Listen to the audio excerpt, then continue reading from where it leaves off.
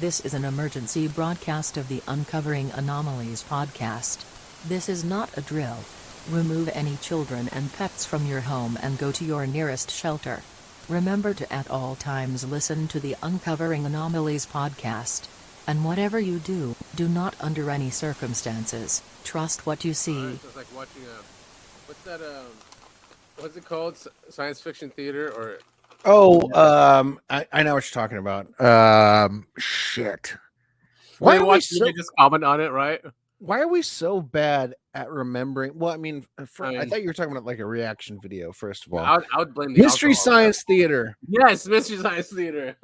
Yeah. All right. Real quick. All right. So, ladies and gentlemen, welcome to another fantastic episode of the Uncovering Anomalies podcast. That is Adam, and I am Topher.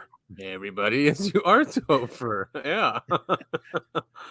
With a question mark. Yes.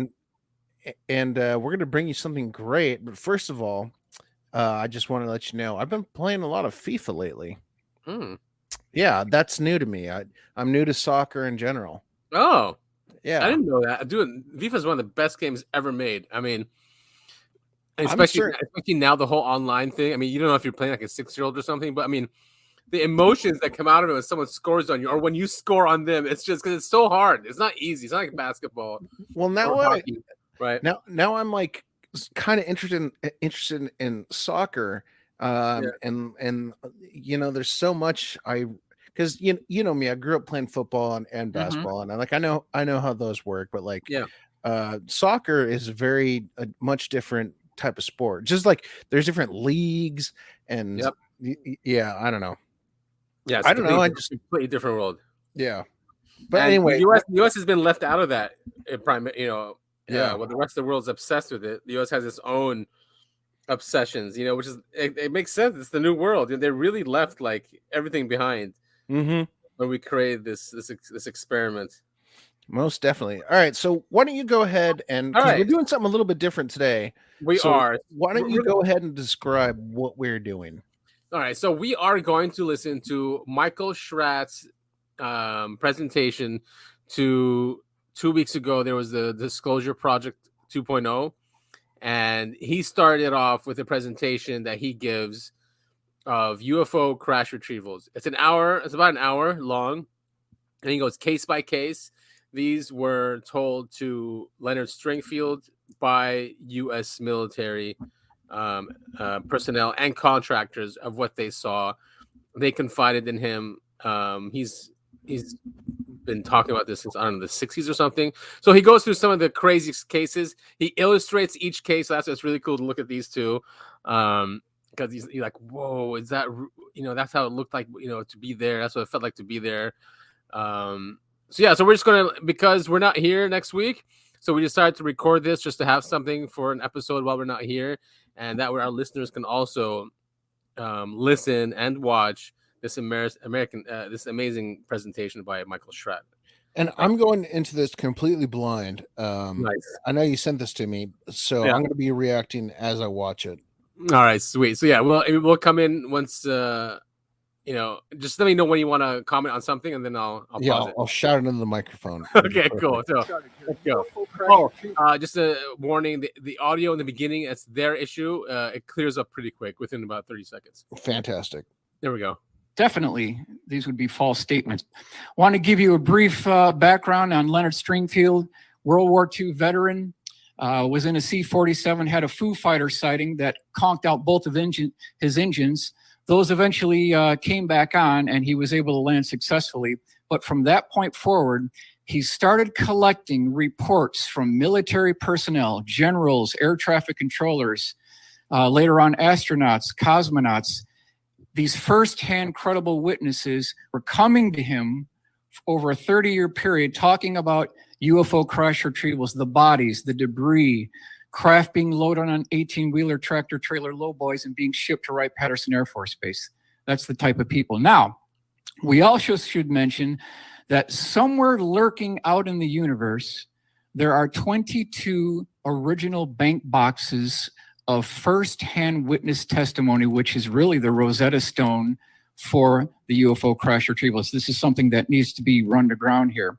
Also, this is Leonard's publication, UFO Crash Retrievals, I have the that book. complete investigations.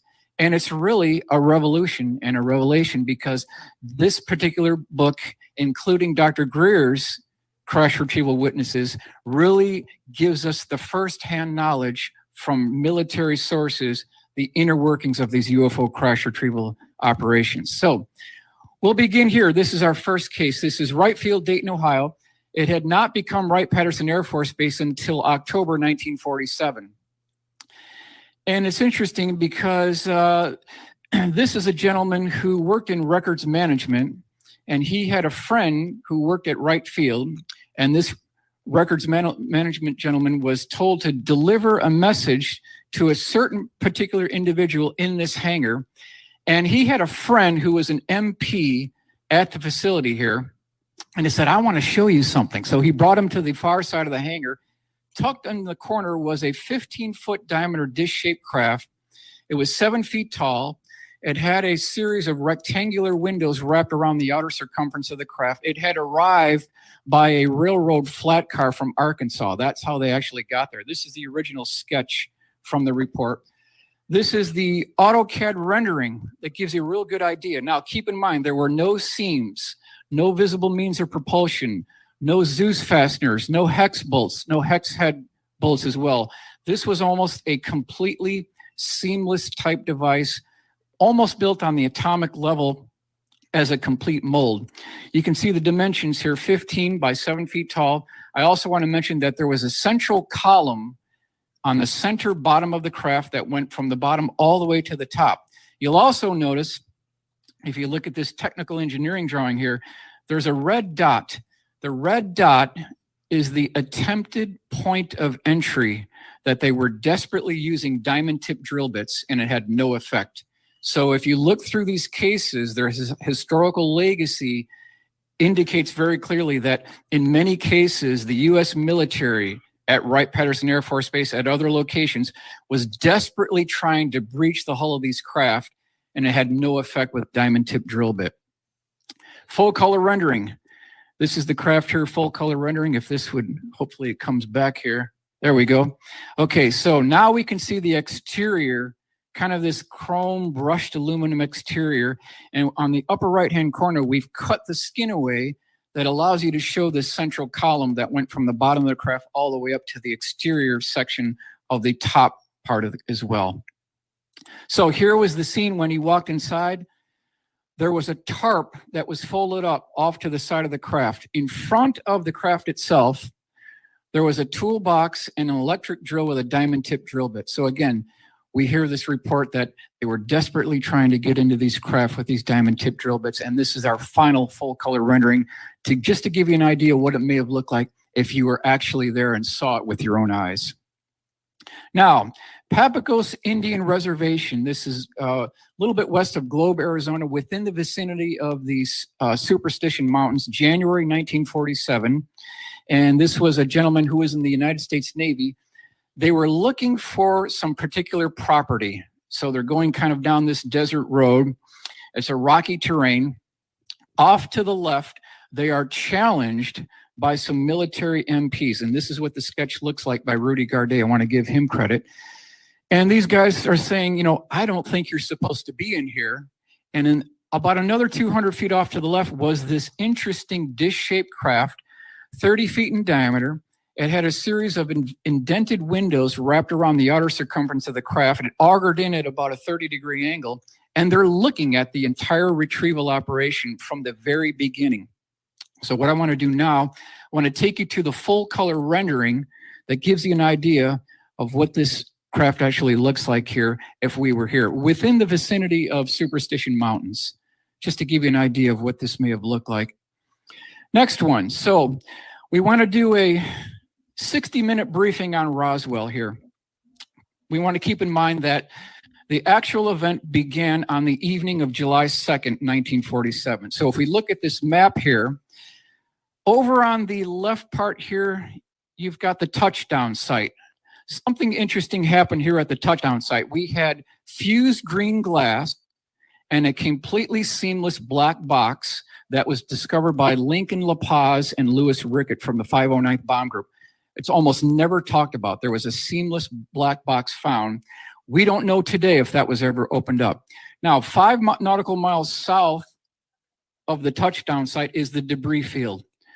That's where there were 3 types of debris that we'll talk about in a little bit, where all these little debris were scattered over the Foster Ranch. Now, keep in mind, the trajectory is from the northwest to the southeast. That's where I've got the arrows here.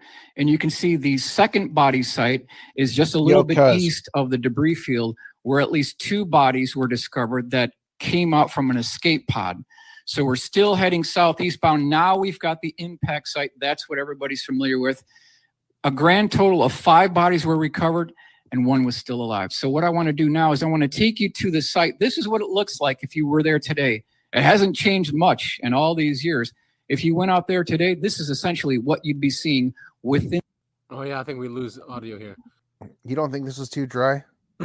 No, only because I'm interested in this presentation. Well, I am too. I would love to listen to it too, and it kind of forces the audience to listen to it instead of saying, "All right, let's click through it and watch the presentation."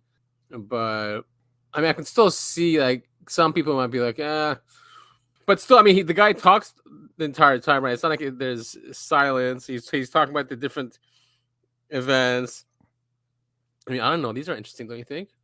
Yeah, no. I mean, I like it, but I think it's important to be able to see what he's talking about and not just hear it. He does illustrate them. Wow, is the audio still not working? I know it was down for a bit. Hit number 1. There we go. Now that's right. This one was the longest one, and then at the end is like probably 10 more seconds. That's not working. But anyway, yeah, it's up to you. I mean, I don't know how you happened. Want to do it. Yeah, let me know. All right, so well, we had a huge thing of no noise though there. So this one is, I think he's talking at the end, atomic bomb pit. Oh, he's still talking about Roswell. This is how they transported the bodies. Is that they put it in an atomic bomb pit and then they brought over an airplane. Here, he talks about it. 1 second. Once they loaded up the caskets with the bodies, they put that into a wooden crate. That wooden crate was lowered into atomic bomb pit number 1 over at the base there, 509th Bomb Group. The next thing they happen is they put 2 perimeter screens around that bomb pit with MP stationed with carbides inside and out of each wall and told to shoot to kill anyone who would try to breach these perimeter screens. Now, I asked the question, all for a weather balloon? You're going to set up a perimeter for a weather balloon? Something's not checking out here. Now, how do we get this thing out of Roswell to 509th or Fort Worth, Texas 8th Air Force? They had B-29 straight flush. So they taxied over the B-29 to the atomic bomb pit. They had a hydraulic lift that lifted the crate with the bodies inside the bomb pit of the cargo bay of B-29 straight flush, and then flew over to 8th Air Force, Fort Worth, Texas. That's how it went down. Now, we'll move on here. White Sands Missile Range, July 4th, 1947. So now we're getting into the same time frame as Roswell. This was a technical sergeant, U.S. Army Air Force, and this is page 196 is the reference. This all happened at night. This craft was about 100 to 150 feet in diameter, came in at a slight angle, and I want to mention here that it was excruciatingly well lit. They had searchlights, they had floodlights, they had people with Geiger counters, they had people with still camera photographs.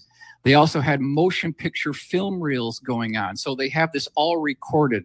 This is something absolutely that was recorded. Here's the full color rendering that gives you an idea what it may have looked like. So something that we should consider as well. This is an actionable item.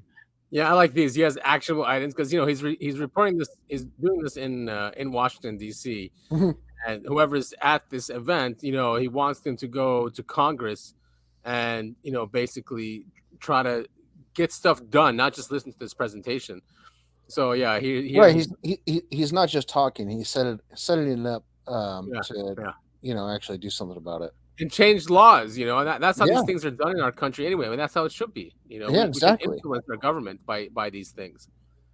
So Roswell, even did you watch the Y Files? His Roswell one, it was pretty good. Yeah. Are that we've thrown in here. What? we talk about the waterfowl so I much. know. I'm a fan. I don't know what to do. I just don't know. Yeah, no, I'm a huge fan too. I mean, I love the guy. I'm just saying he should start paying us for as much advertising. I'm gonna look if he has an affiliate program. So when we put his links, at least we'll get money. Yeah.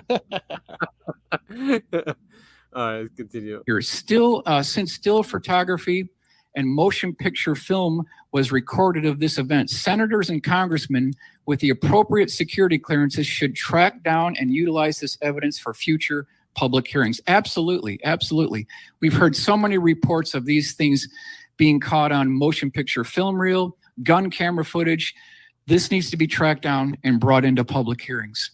But talking about that and just remembering Bigelow, we mentioned Bigelow in our last episode. We also mention him all the time. We've talked about him a lot. But he mentions that a lot of this material gets transferred to contractors. Yeah, and because it's immune from FOIA. So it's great to have those actionable items to go after that material. But I bet it's all gone. It's in contractors, which makes sense now why that law we covered in our most recent one. Mm-hmm.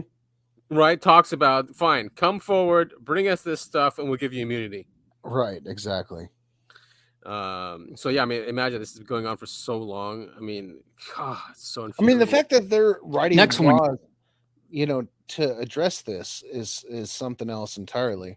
It is, yeah. It means. I don't know. It means a lot. I don't know what ultimately it means, but it's heading in a direction that's positive. Yeah, well, and also it means that the government is taking this super, super seriously. Right, and maybe if the conspiracy theorist Republicans, I don't know if it is, vote him in more. Right, exactly, yeah.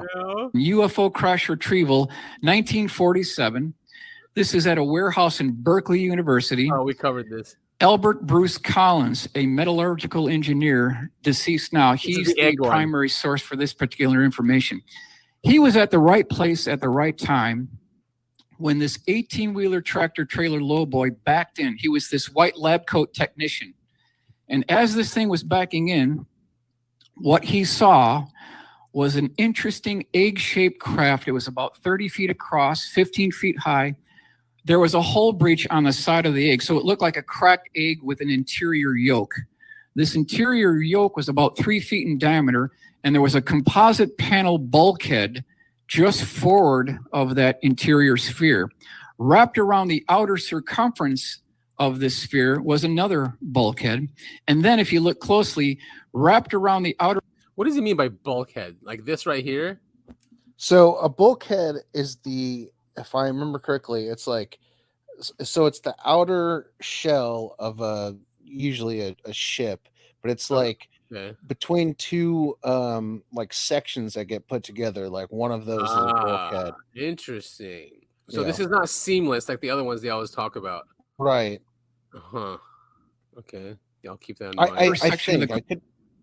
Yeah, I know, and it's evident here. And that's what it shows. And because he talks about the inside right here, which is it comes out of it. And then he talks about this one here. Yeah, exactly. Craft itself was these two flat sections, and then off to the lower right was a hull breach with shrapnel coming out of the back of it. So this is either an implosion or it's perhaps something that goes into a much larger craft. So now we want to take you to the full color rendering, give you an idea of what that may have looked like if we were there. So this is Berkeley University, 1947. Next case, Fort Polk, Louisiana, summer 1953. Herman Johnson is the name of our witness here. He was a private in the Army. This is case A1, page 80. And we've got the map, we've got the location, but I want to break this down for you here. This was another egg-shaped craft, 30 feet across. Now, one body was taken out of the craft on a stretcher. The other three ETs were helped by MPs. They were wearing a one-piece tight-fitting flight suit. They had a helmet on. They had what looked like mittens on, and they had no knee joint. So they had this very stair-step type maneuver when they were walking over the terrain. Also important to remember that the ground... What's weird? Even some of our, the robots we're making, those Boston Dynamic ones, they walk like that. Yeah, a little bit. Yeah. Right, where he's saying where they're walking downstairs. You know how their knees are bent like that? Yeah. Strange, huh? Very strange. It's really creepy to think about. 3.5 feet tall, just walk. And these military guys are carrying them. Section where this craft impacted was still warm to the touch while this entire operation was going on. And that's the breakdown here. We want to take you to the full color renderings of what this looked like from our best available source here that we've described. Now, here are the helmets. We can see the one-piece tight-fitting flight suits. And this is coming from these military sources. This is what these sources are telling us that they're actually recording and seeing. Here's the stretcher, a scene getting loaded into the ambulance truck. And then we'll do a blow-up to give an idea a little bit closer of what this scene may actually have looked like if you... Oh, I think there, but we lost it. Lost some audio. Yeah, not for too long though. That's fine. What I like about this whole presentation. Okay. Yeah, go ahead. What I like about this whole presentation is it's so very sci-fi 60s. Yeah. You know what I mean? Yeah. But Hollywood, a lot of this stuff, it was obviously leaked to Hollywood, and it usually is, and then they bring it out in movies because I want to go back now and watch all these 50s movies because there are so many, right, about flying saucers. Oh yeah, there's a lot, right? And I don't know. Well, I mean, there's still a lot of alien movies, but I just they were so much cooler back in the day. Yeah, and they were deeper. Yeah, oh shoot. What's the one thing where it's Close Encounters. Yes. Yeah. That one was so much cooler than any other alien movie. That was a cool one, and apparently that was leaked to him. His mom too did something. I mean, so it was like a true event that happened in a way. I mean, yeah. And then they leaked it to him for him to dramatize. That's part of it too. A lot of people say that our leaders know about karma, and they have to, in order for them not to have bad karma or get punished, that they have to tell us. And it doesn't matter what kind of way they tell us; they can tell us through movies, and it's up to us to say, "Oh, maybe that's really happening or not." It doesn't matter, but they told us, and that's how they get away with doing all these things. So, there's that too. If I've got anything to say about it, they're not getting away with anything. Wait, never mind. That's too close to a call to violence. Well, we'll see what these new laws are. And, they're giving them a chance. They're saying, listen, you have 60 days to come forward, Mr. Skunk Works. We'll see. Wright-Patterson Air Force Base, 1953. And Wright-Patterson, that is such a known base. That's where we sent the Roswell stuff. That's where... Was it Jackie Gleason that supposedly that he said he said he said he was shown footage. Yeah, or that the president took him there. What's his name? I can't remember which president it was, but yes.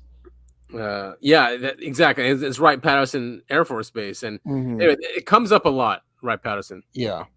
T-bodies. They were about 3.5 to 4 feet tall.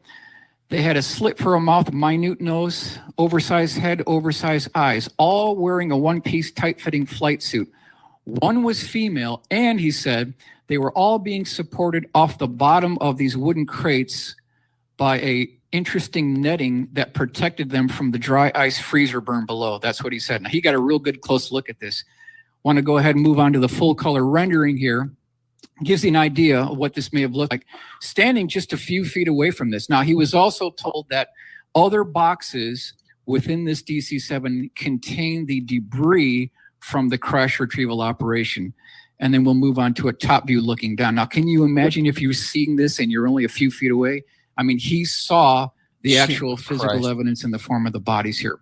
I know. It's just so bizarre, huh? Again, it just gives me that feeling how they're just really part of the craft. And how we send our Mars Perseverance and these robots out there. It's like it feels like it's that, right? Exactly. It feels exactly like that. Yeah. Yeah. Walker Air Force Base, New Mexico, April 12th, 1954. Primary eyewitness served in the Air Force 1954 to 1955, and this is page 82 from the publication here. This particular gentleman was ordered to board this H-19 helicopter very quickly. He was a photographer for the Air Force. This is a nighttime operation. So they depart Walker Air Force Base, which used to be the 509th Bomb Group. They take a northbound heading. They make a left turn, and then they go another 20 minutes, and this is what they see. He ends up seeing this 40 to 50 foot diameter dish-shaped craft. It had come in at about a 45-degree angle. There were lights still rotating around the outer circumference of the craft. He also mentioned that when they landed the helicopter and he got out, he was in the close vicinity here, the entire vicinity of this retrieval operation smelled like battery acid.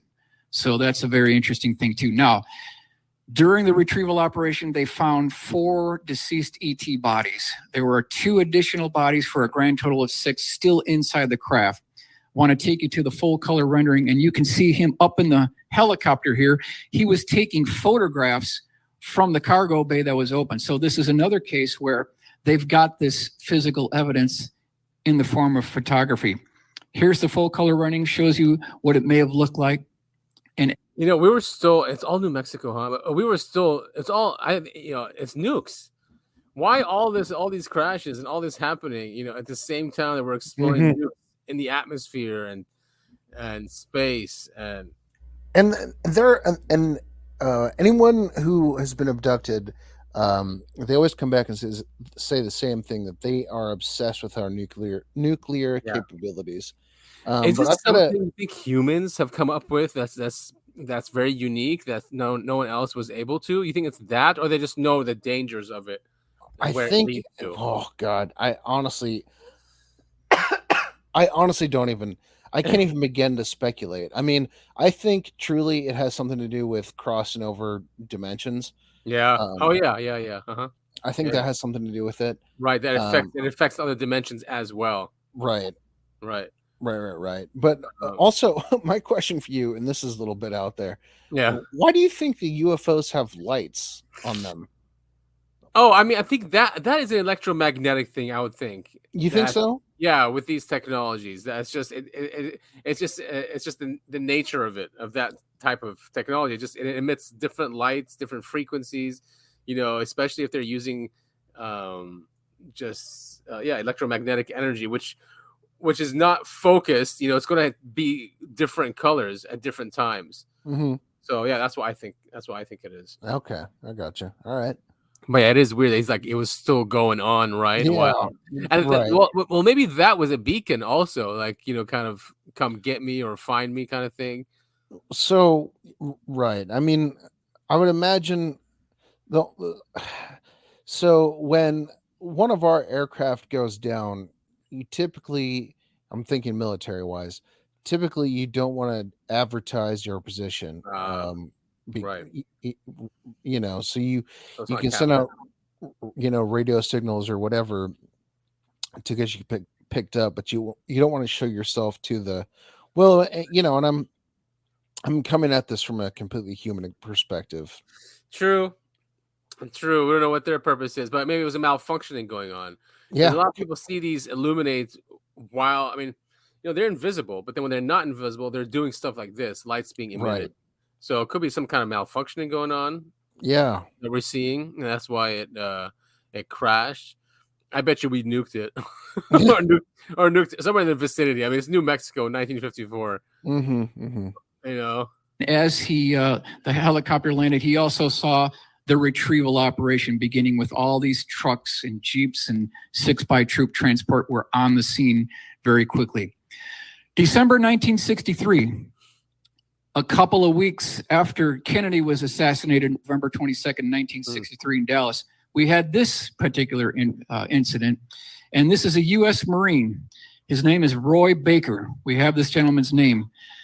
Page 152, case 2.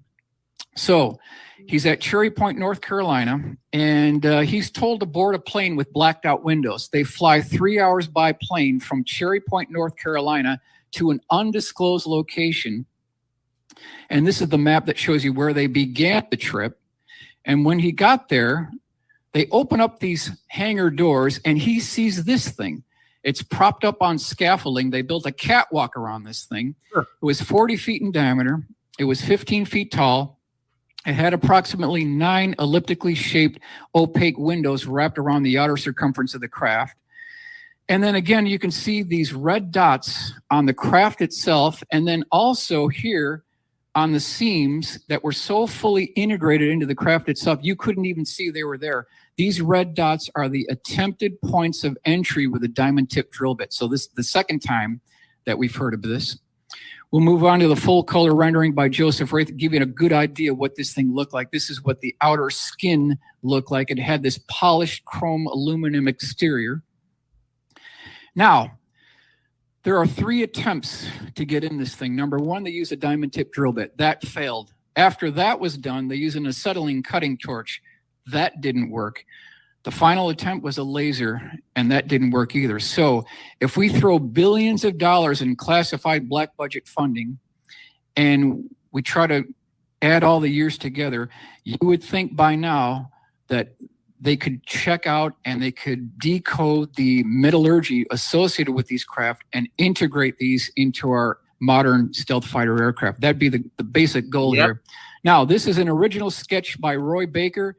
This is not a copy. This is his original drawing from the Marine who was there, who actually saw it. He was guarding this thing there for a period of 2 weeks. Dude, imagine that's your job of guarding this thing. Like, all right, your post today will be to guard. This is the 1950s. Will be to guard that thing. Don't let anyone in. Shoot to kill. But like, I have to ask if someone, I'm asking you because if you were in the military and someone asked you to guard this and shoot to kill, I mean, what are you gonna say? It's my job. I'll be like, yes, sir. And I'll do it. Now, would I be quiet about it later? No. Right. Hell no. Okay. Yeah, that's my point. Yeah. No, I would not be quiet about it. I would definitely tell, especially in the 60s.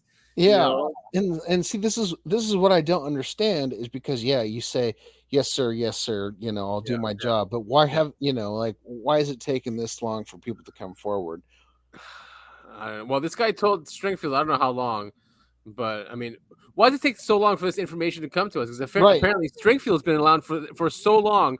Even me, who's been researching this stuff for so long, didn't buy any Stringfield books until like a couple years ago. Right. That's what I'm saying. How does that happen? I have no idea. So crazy. And these are like, anyway, I mean,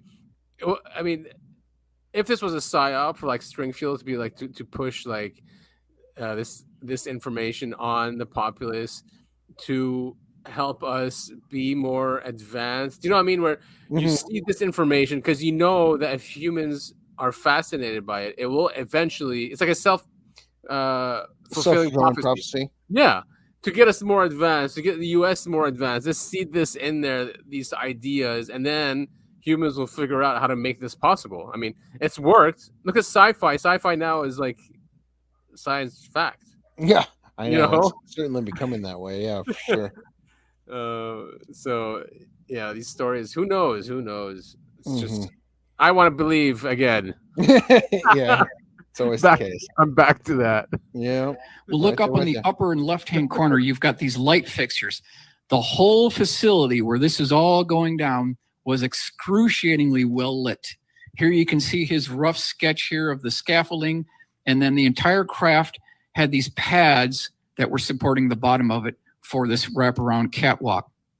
This is an original drawing by Michael Johnstone. He interviewed Roy Baker back in 1986.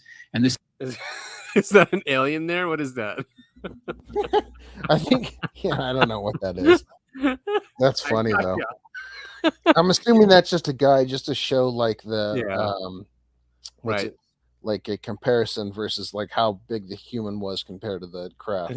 5 feet, he's saying here, right? So this is like a 3. Oh, because they're supposed to be like 3 feet, 4 feet tall. So that's how they look like inside there. All right. This is a little bit refined drawing. Now, if you look over to the left-hand corner of this sketch here of the craft, there was a 1-inch lip between the exterior of the craft and the exterior of these opaque windows. He definitely mentioned that there was this lip there that you could feel with your hand. Here's the cleaned up AutoCAD drawing that shows you what this thing looked like as it was propped up on the scaffolding about 5 feet. You could walk under this thing and you could walk completely around this craft to give you a really good look at what this thing looks like. Also, I've got the detail view here that shows you this 1-inch lip that was identified by Roy Baker. Full color rendering. Give a good idea if we were there back in 1963 December, what it may have looked like, just to give a visual aid here. Now, this was by John McNeil. This was our first attempt to get this illustrated. This particular Marine, his job was to guard it for 2 weeks, and he was told to frisk anyone who went into the, so that was his mandate. Now, you'll notice here that there is a white circle painted on the floor directly below this craft itself. His job was to shoot to kill anyone who tried to breach that particular white. Jesus. I know. This is what I'm talking about. Shoot to kill. Like, okay, I'm just like, picture this. You're at your job, you know, and then someone gives you a gun, tells you to stand in front of a door, and they say, anyone who comes through this door, you kill them. What an insane. Yeah, what's your life path that you get to that point? You know what I mean? Yeah, and do they, like, seriously? I mean, they do psychological tests, I remember, right, on everyone. So they kind of have profiles, and maybe that's what makes it easy to say, all right, put him on it. You know, this guy doesn't give a shit, or he'll just listen, or he won't think too deeply about it, but he obviously did if he told Stringfield, right? Yeah, unreal. What a world we live in, man. What a world, especially that was in the 50s too. Yeah. The wall. And I want to take you through this chain link fence, and we're going to penetrate this facility.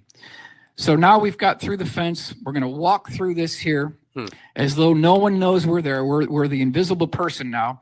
Now we can see the scene coming into view. We've got the guards there. There were some spooks in suits. They were there as well. We've got the catwalk. We've got military MPs with rifles, machine guns guarding the facility. We've got the white lab coat technicians that all had color-coded badges. We'll talk about the color-coded badges here.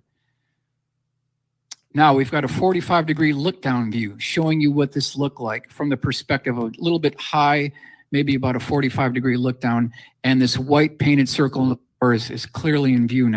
You know, it just reminds me, what's really cool about these illustrations is that there's that one that just got released by the Ministry of Defense in the UK, you know, that diamond-shaped one. So right. For the longest time before that was found and released, it was an artist rendering of it. And it's almost exactly what the real photograph is. Almost exactly.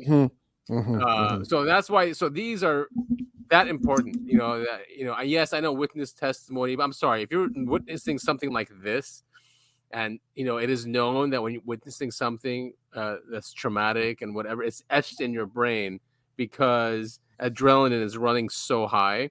That's what people that have post-traumatic stress disorder, they're remembering things so well is because there's adrenaline there. Actually, the military, there are some drugs that they wanted to give to soldiers to actually reduce adrenaline, just so they don't have. Yeah, of course they're going to do this. Isn't that what Jacob's Ladder was about? Is it what really? Was there like a?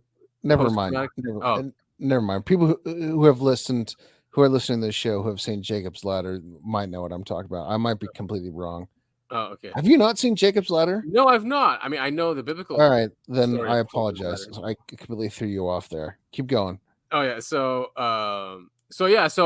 you know, so that's why these I think are very important, because this is probably exactly what was there going on at this time.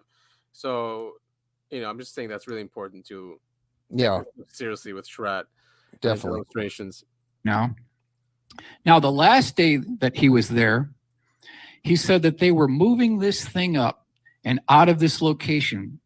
They were putting this on an 18-wheeler tractor trailer lowboard, and they were moving it to the next location. So you can see one way that they keep these programs classified is, number one, they compartmentalize this information. Number two, they move these assets from one location to the next, so no one person knows the whole story. That's one good reason why it's been kept under wraps for all these years. Now, this is the framing work that they articulated around the craft, and then they started draping a tarp over this framework that you can see here. We're partially tarped now, and we'll move on to the fully tarped situation. This is what it looked like as they were getting ready to move out.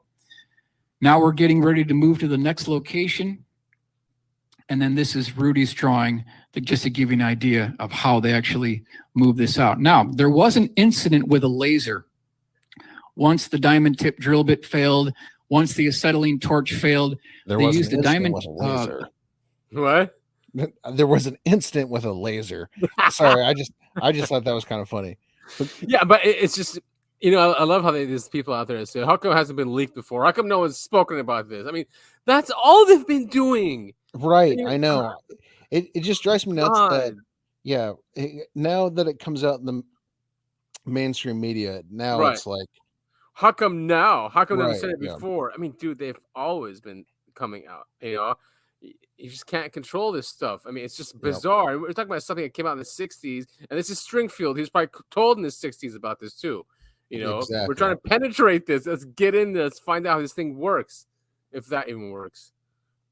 Yeah, we'll see. A laser that came in by 2 tractor trailers with a large electrical device that was connected by 2 heavy gauge cables, went right to the side of the craft. And once they shone the laser on the skin of the craft, it bounced off and damaged the ceiling tile above. So it was a very interesting incident here. And you can see what happened. This is the gentleman's original sketch, the Marine from 1963. This is his original sketch of what that incident looked like here. Now, they didn't have high-powered lasers in the 60s. Did they? I mean, at least not publicly, I'm saying. So that Marine that comes forward, you know, depicting that. I mean, I know, but they had science fiction movies with lasers, right? Yeah, what am I talking about? They had those in the 50s, like with the alien ships like blowing up cities. Mm-hmm. But like War of the Worlds. I think they, yeah, I think they did have lasers in the 60s. But high power, yeah, I guess, yeah, of course. It's just high-powered light, right? Yeah, it is exactly. It's high-powered light, concentrated photons. All right, so he's talking about the color-coded ID badges. They absolutely did have 2 teams of white lab coat technicians that had these color-coded badges. So if you had a green badge, you could go here, but you couldn't go here. If you had a yellow badge, you could go here, but you couldn't go over here. If you had a red badge, you had access to the entire facility. That's how the badges worked. Now, there was one time where this particular Marine was at this location. Nobody frisked him, and so he was alone. And he had a small pocket Minox camera, and he took a photograph of this thing. And this is his direct quote. "Someday I will tell this story, and by God, people are going to believe me. Unfortunately, this photograph was lost in a flood in 1983. So we were this close." Fuck off.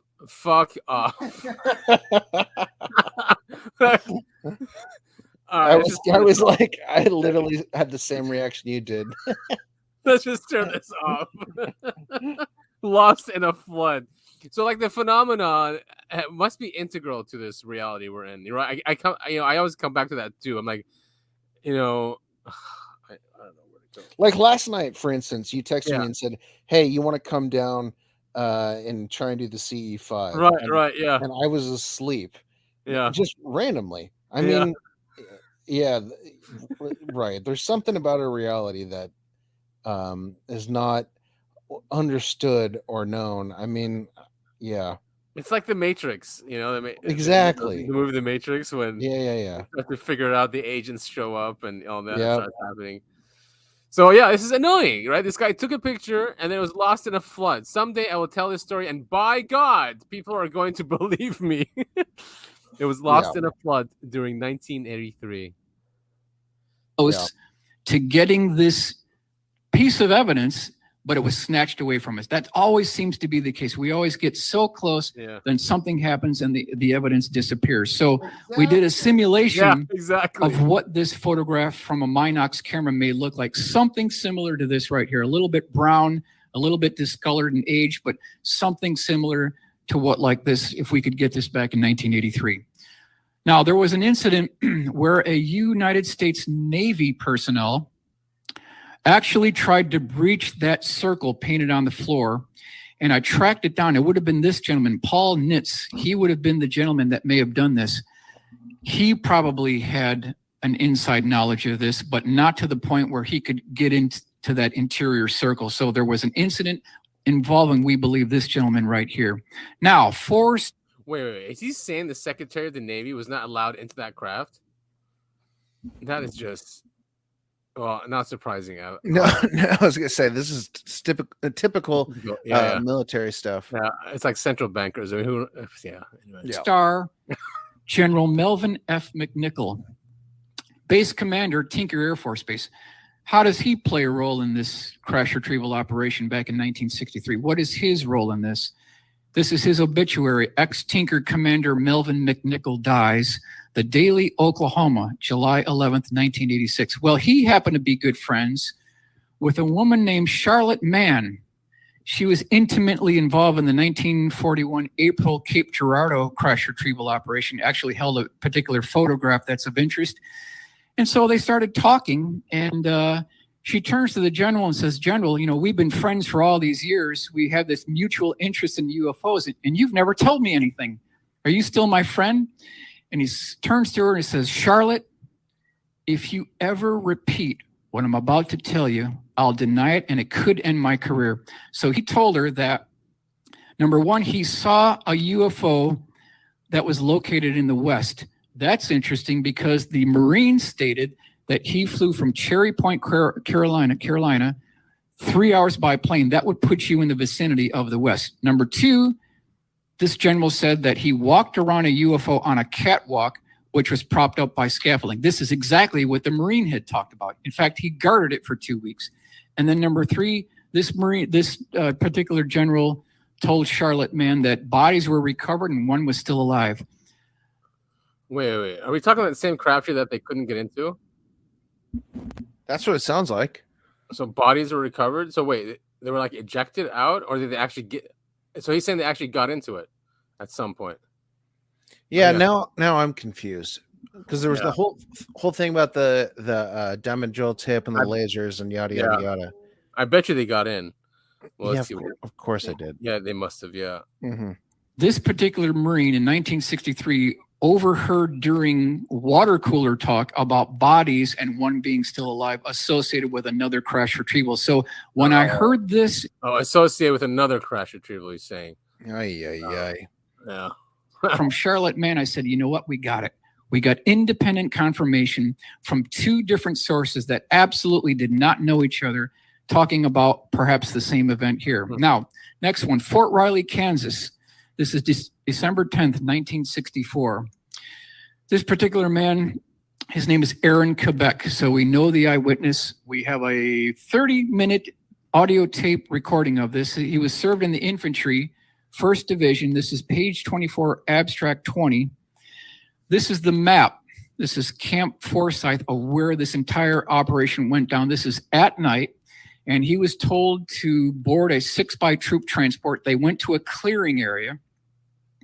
And when they got there, they saw this particular craft parked on the ground at night. It was 48 feet in diameter, 18 feet tall.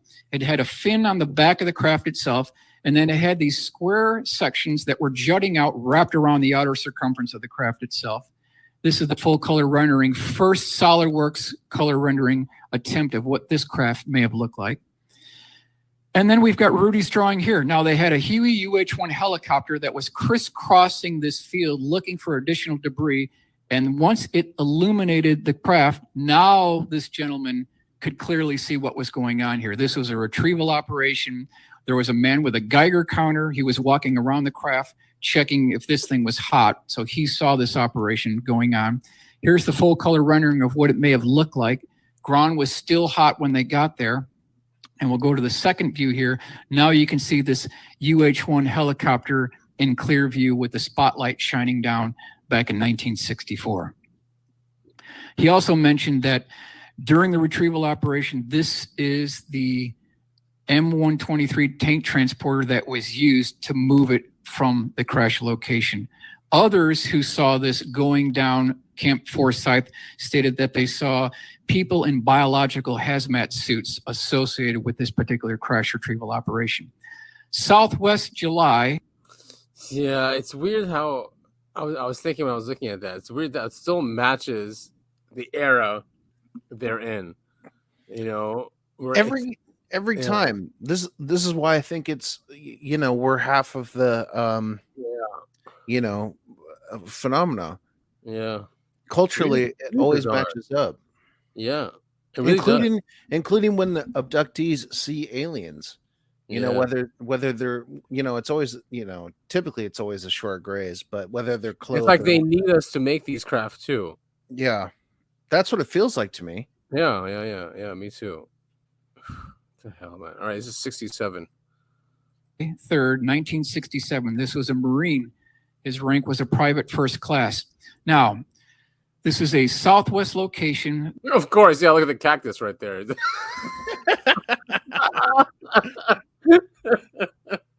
This particular gentleman was guarding a Quonset-style hut. He had landed in an unimproved runway. Windows were blacked out. Off to the left, there were 3 tents. There was a kind of hastily constructed, prefabricated building and a Quonset-style hut.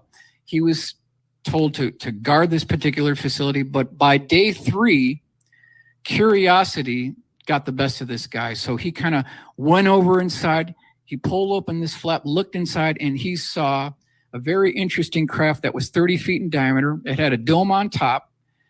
Right in front of this craft were tables with instruments on there. There were calipers. There were different micrometers. It looks like they were testing the tensile strength of this craft. Off to the right, which you'll see over here, there was a walk-in freezer with body bags. He did not see any ET bodies, but this is what he described, and this is the full color rendering of what this may have looked like if we were actually there back in 1967. Probably Southwest, probably Arizona location, and you can see these workbenches with these calipers and micrometers, different tensile strength material. Norton Air Force. What do you say about the fridge? Like he thought the bodies were in there? Yeah. Okay. I mean, that's pretty common, right? You know, dead bodies go on ice. That's the whole point. Yeah, and you'd want to keep them in the area that's already been secure and right. That's not in some other. Yeah, you want to protect it, and that's why you have guards all around it. So everything in that location. So it's not that strange. If someone comes in our fridge and takes our ice cream, you shoot them on sight. Exactly. Shoot to kill. Yeah. Norton Air Force Base. Isn't that around here too in California? Yeah, probably. Force Base, 1973. Well, now we're getting the 70s. All right, let's see now if the ships are going to match the 70s technology, right? Which is like Star Wars. Right. Air Force photographer. This is page 160, case 14. Now, this particular photographer, he was at Hawaii at the time. All of a sudden, he had his security clearance upgraded. He was flown from Hawaii to Norton Air Force Base, San Bernardino, California. Oh, sorry. It is California. All right. Yeah. San Bernardino, right here. Well, an hour. Well, don't say that. I mean, 10 hours. He was joined with another Air Force photographer. They go into this Air Force vehicle and they drive 1 hour from San Bernardino, California, and all of a sudden, the car stops completely. They drop down into an underground facility, and this is what they see. They both get out of this car. They disrobe completely nude. Now they're wearing these medical laboratory smocks, and they're led into this large underground facility where there's a crane. The crane has a netting, and it's supporting about 15 feet off the floor, a 30-foot diameter dish-shaped craft. And his job was to go inside this craft, photograph the interior. Did he just say diamond-shaped? He did say diamond-shaped, yes. Oh, diamond-shaped craft. Where have we seen those in the last? Yeah. Very recently. Yeah, and it looks like it's starting to show up here, right? Around this time, in the 70s. So, what if, I guess it's a question for another time, but, what if the ones who are covering this up also are working with whoever it is, not only to advance us, but to advance them, because obviously we have our own strengths, and we have a population of 8 billion people that if you ask, say, hey, humans, make this technology better. Here you go. Which we're good at. That's what they do. What if we also help them too, and that's why their technology changes. That's that's actually a really good point that I've never even thought of before. Because there is a lot that we do. There's a reason for us doing it too. It can't be just to make these people rich. Right. And it kind of answers why these things change and get better. Because even the gimbal stuff and that's like very AI. Why is it happening now? Why not before? Yeah, exactly. Yeah, no, that's a really valid point.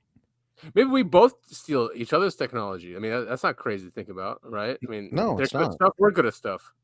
I think it's more likely we trade technology. Here you go. Yeah, exactly. Or Right. here's this. Can you do anything with this? Here's this. Can you do anything with this? That kind of thing. These stories are so bizarre. They really are. So, but it looks like these are scout ships. A lot of these are 30 feet in diameter, right? 45 feet in diameter, like 3 people, 2 people. Obviously not like a colonization size, type of stuff. Definitely seems like scout stuff. Yeah, it seems like they're still scared of us too, in a way. Now, when they both got really quick, if we want to go with the the zookeeper theory, as a human, you don't want to hang out with right. a chimp or an elephant or a tiger or whatever, because it'll tear you apart. Give them the illusion that they have freedom, right, and watch them from far away. Right. Exactly. That's exactly yes. Oh, it sucks to think about. Got in here. This is his direct quote. Keep in mind, this is 30 feet in diameter. I could have thrown a football as hard as I could and not hit the other side. So there was something going on in the interior of this craft that made it appear at least 10 times larger on the inside than it was on the outside. Wait. Is this the one that just came out too? Wasn't there a guy who just came out after Grush and said that on the outside was 30 feet, but he went on the inside, he could throw a football or something like that? And this is really common. I believe, I want to say Betty Andreessen, I think she kind of had the same thing where she went up into a craft and it was much larger on the inside than it was on the outside. So, I mean, again, this is not an uncommon trait when it comes to. It seems very interdimensional that way, where exactly, yeah, it's in both dimensions. It's in a 3D one and I guess 4D or 5D one. You know, yep. So bizarre. Type of space warp, some type of continuum going on. This is something we've heard before as well. So something that looked to be about maybe 300 feet. Now, this is the full color rendering of what this retrieval operation may have looked like at this underground facility. You can see the craft being supported by the netting. We'll go ahead and move to the next rendering here, a little bit more of a blow up. Shows you what this may have looked like. And then I want to take you inside. This is what it may have looked like. If this thing was so large that you could throw a football, this may be what it looks like on the interior of this craft. So his job was to photograph all the interior display panels, all the interior components. Once that was done, they were also told to photograph 3 ETs that were involved in an alien autopsy. So not only did he photograph the interior of the craft, but he was involved in the autopsy as well. So we've all... So weird, man. It seems so psyopic in a way for some reason. What if they try to cover up? I mean, lots of people say this is not a new thought. But I mean, like, even on the inside, what if they're trying to cover up something that they've created? They're like, oh, it's aliens, and they just throw these fake bodies in. Christ, man, we are going far. I know. But yeah, I mean, what if? I mean, okay, what if humans have never had any contact with extraterrestrial aliens, interdimensional aliens, but the government and the elites have discovered, the way to create all of this craft. I mean, what if it's all human made and and they're just fucking with us. Yes. I mean, what do we do? I mean, what do we do? You I know, don't know. I mean, even the government is like is confused and saying, "Come forward." I mean, yeah, what if it's just these contractors knowing that there are always infiltrators and spies, and you're like, you know Yeah. what? Anything we create, just put out there those aliens or something. And then, that's almost that. Honestly, is to me much Yeah. worse Yeah, than you know, if aliens are here and they're visiting us, that I think I can handle with my brain. yeah. If it's just other humans that are just being like, yeah, let's make them think about aliens and shit. Right. Yeah, let's bring in this guy. Let's make him take pictures of it. Let him, you know, Yeah. let him go. Let's shove probes up his, you know, I mean, like that's honestly scarier to me than aliens would be at this point. Yeah, I agree. I mean, you know, a lot of our shows we get into these.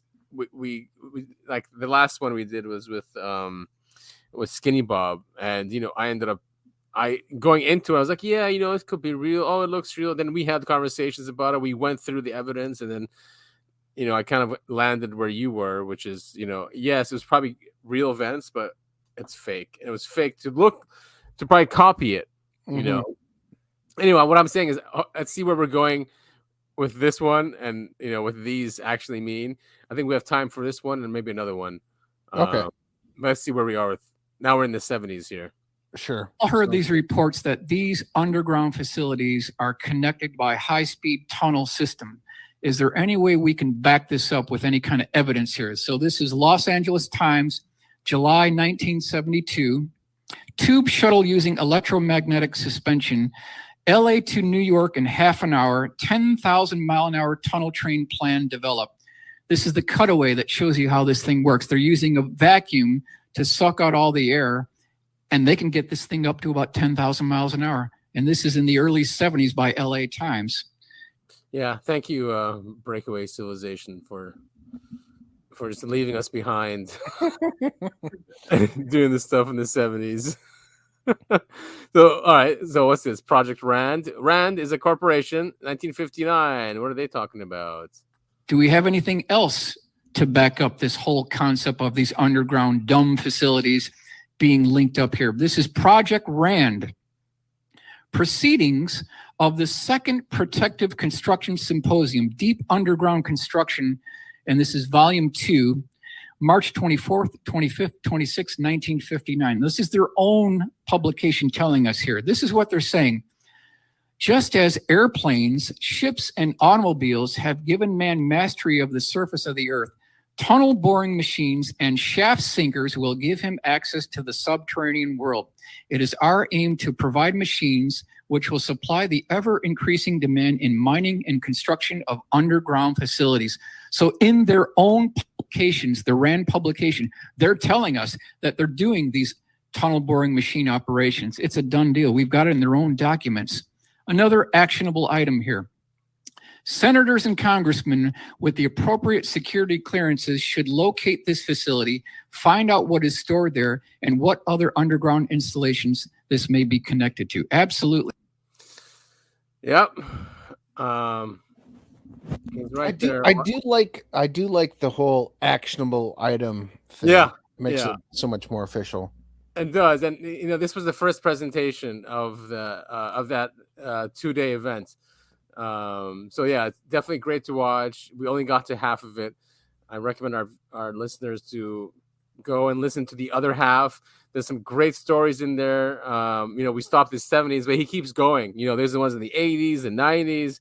So this has been going on for a long time. Yeah, maybe well, maybe when you're back we can cover the rest of it. We could do a part 2. Yeah, what are we at here? We're an hour 05 and 37. Look at that on his presentation. Nice. And I have to go ahead and listen to all of these and edit them. So I've got some work ahead of me. Yeah, I'm sure. I mean, this one would be for next week anyway, or sorry, for the week after next. Yeah. But you know, hopefully this will. I know this has got us a lot of traffic on our Rumble channel. Mm-hmm. Because it's such a great presentation. We've got we got a lot of followers from it too. Yeah, I was gonna say it was so cool to see the traffic that we've gotten. Yeah. Because you sent me you sent me the data. Yeah. The data. The analytics.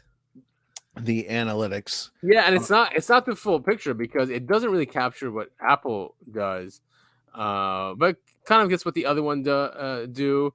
But we used to have probably I guess I'll say maybe 15 to 20 per episode, but it's gone up to like 80, 90, 100. We had 4 followers. One of them was you, one of them was me, one of them was your mom, and one of them was my mom. Oh yeah, no, I mean I have way more than that. Yeah. No, the show, we have a lot of fun doing this, and it's it's so cool to see that other people are interested in the same things that we are. Yeah, and there was an account on Twitter, and he did say something funny. He goes, if when disclosure does happen, there'll be less of these podcasts out there because there'll be nothing to talk about. And I was like, actually, the opposite, because there'll be more questions. Yeah, that come out of that when disclosure happens. Well, and something we've touched on the show is, I mean, this is stuff that we've been interested in and following for so long, and so like. Let's say the U.S. government comes out tomorrow and they say, "Hey, aliens are real. We've been talking to them," and everybody like, "Oh, what? What have they been talking to us about?" Right, and be like, right. "We've been telling you about this exactly for years. Ask us. We can tell you." Right, exactly. So it's gonna be one of those things. Yeah, and a lot of people are worried that they're scrubbing the internet and all this information is. Oh, they definitely are. Yeah. And the thing is, we do share lots of links and clips, and that's my fear also, is that I'm just hoping that an organization like the Wayback Machine has all this stuff, and you can always, be sure that they, keep that information available, even if a website shuts down or is censored. And they've done a pretty good job of that. I was just worried. They've done a scarily good job of it. Yeah. I always worry that I'm going to be sitting at work one day and there's going to be a bunch of black SUVs that roll up and then escort me out of there with a black bag over my head. I'm always thinking about that. Yeah, well, they'll probably take you to the location with a UFO for you. Yeah, they'll show me. They say, "Hey, do a podcast about this," and then that area where they take me to won't exist anymore. It will. And then they'll be like, "Oh, he's just a crazy conspiracy theorist." Yeah, I don't know what he's talking about or what he's thinking. Yeah. Yeah. No, I know your game, Mr. FBI agent who listens to all these podcasts. Yeah, for sure they're listening to us. At least one or two of them. Yeah. Are you leaning? Are you? What do you think? Is FBI or CIA that's listening to us right now? Both. I think both. I'm not kidding. Like seriously, I really believe it. I know. I mean, know definitely FBI because we're in the country, but then I'm, CIA for sure, even though they're not allowed to, but they're into this subject. Oh, they're allowed to do whatever they want. They killed the president for fuck's sake. I know, yeah, in broad daylight. Yeah, in front of everybody, just so they could show that, hey, this is what we do. Yeah, and there's a UFO thing behind him, Oh yeah, many people say that's why. Oh boy. Well, man, cuz this has been a lot of fun talking about this stuff with you, as it always is. Cool day, man. It was a cool day. It was basically a hangout for a few hours. yeah, basically. How's Athena doing? She's good. We're gonna go check her out now. I mean, she's been panicked because she's never seen a cat before. I think she thought she was the only cat that ever existed. So she's obsessed with the cat that owns that home, and she was like just frantic last night, just looking for him. And yeah, we need to get back and just make sure she's okay. I think he's gonna love her because she's just so obsessive that way. And like, I don't know, she's a bit different than the other cat which he hated. So am I allowed to say him Bradley? Yeah. No, he's crazy. That cat. I've never met an animal that doesn't love me. Bradley is, or like I said earlier, Bratley. He is a brat, yes. Yeah, he just refuses to go anywhere near me. I know. Don't worry. You're not alone in that. I know, but even when he was like, when I caught them in action and I caught him on the stairs staring, and I went next to him, I'm like, are you okay? All he did was just stare at her and sniff. Like he didn't even care I was there. Yeah, and I was like, stared him right in the face, like right next to him. Something and else. of course, I miss Nixie. Oh yeah, he couldn't stand there. I think he had the upstairs and she had the downstairs. Yeah, and she had the outside too. That was her spot. What is with the cats in our family? I mean, they're all nuts. I had 5 cats growing up. Do you remember all of them? Venus, yeah, remember her? Oh, Venus, of course, because I bought her here. Yeah, and we had Shiley. Missy was the one with thumbs that lived in my room. I definitely remember Missy. We had a white guy that basically moved in. Just he was a random cat from somewhere in the neighborhood that just moved in with us. We didn't even name him. We called him White Guy because he was a white cat. He was hilarious. And we couldn't come up with a name for him. And then we had Gray Guy, Stormy. I don't know why we're talking about cats right now. I just love well, cats are aliens. Yeah, they really are. They're so weird. I mean, like I've got 2 pugs I live with and I love them and I understand how they work. Yeah. But all the cats that have been in my life, I don't understand them. They're all so different. They're all so individualistic. I think there's real libertarians at heart, and I think that's why they cannot be restricted. Their freedom cannot be. They go nuts. No, absolutely, absolutely. All right, everyone. Thank you for listening to Cat Talk. Oh wait, sorry. I mean, Uncovering Anomalies podcast. Of course, I'm Topher. That is Adam. I didn't forget my name. Adam? Topher. Yeah. Oh, right. It's Topher with a question mark now. That's right. That's why, yes. So that over there is Adam. I am Topher. And you can follow us on social media. Adam, can you tell us where to find us? On Twitter, we are at Twitter, we're UAP the podcast, and then you can follow Topher at Topher at all. You can find us on all different platforms at Uncovering Anomalies podcasts. Follow us anywhere, really. I don't think there's one platform we're not on. So yeah, give us a like, follow us, share, give us feedback. Please do. And we'll see you guys every week. Every week. All right. That's our promise. We'll see you guys later.